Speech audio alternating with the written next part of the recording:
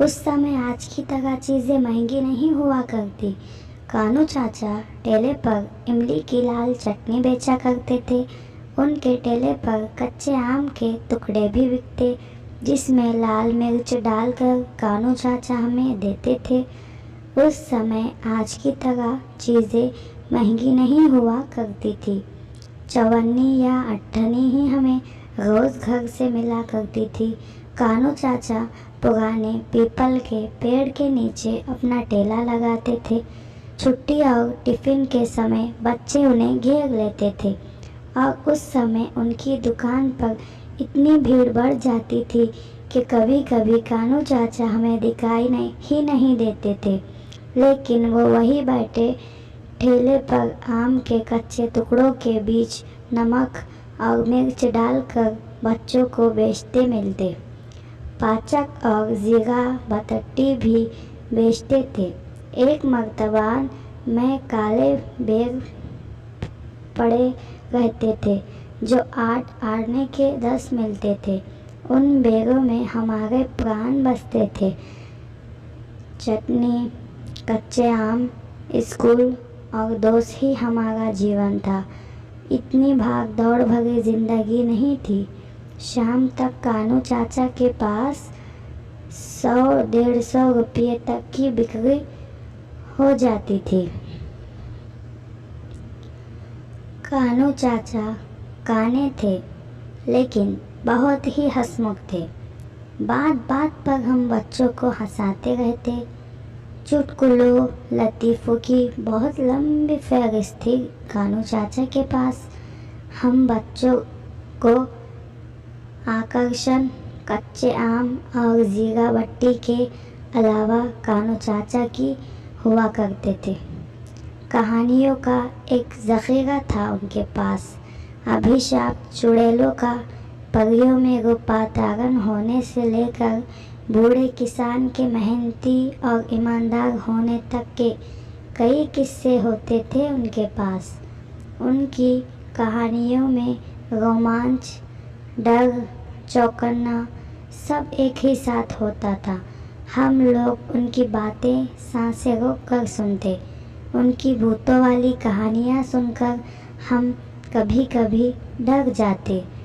मुझे अच्छी तरह याद है, उस समय हम 7वीं क्लास में पढ़ते थे। कुछ दिनों से कानू चाचा अपनी दुकान नहीं लगा रहे थे। हम बच्चों का मन उदास रहने लगा था। करीब सप्ताह भर बाद हम लोगों को पता चला कि कानू चाचा बहुत बीमार है।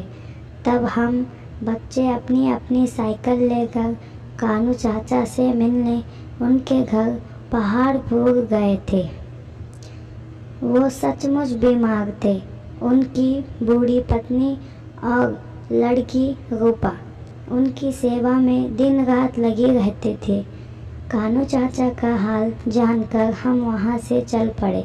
रास्ते में हमने योजना बनाई कि गरीब, बीमार और असहाय कानू चाचा की मदद हमें हर हाल में करनी चाहिए।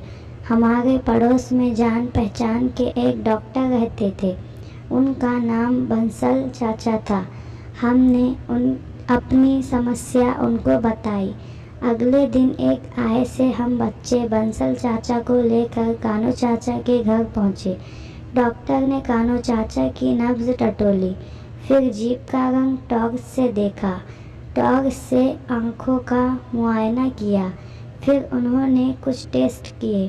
कानू चाचा को पत्नी से ही हमें पता चला था कि ठेला नहीं लगने के कारण उनका परिवार भूखमरी की कगार पर आ गया है। इलाज और डॉक्टर को फीस भरने तक के पैसे उनके पास नहीं थे।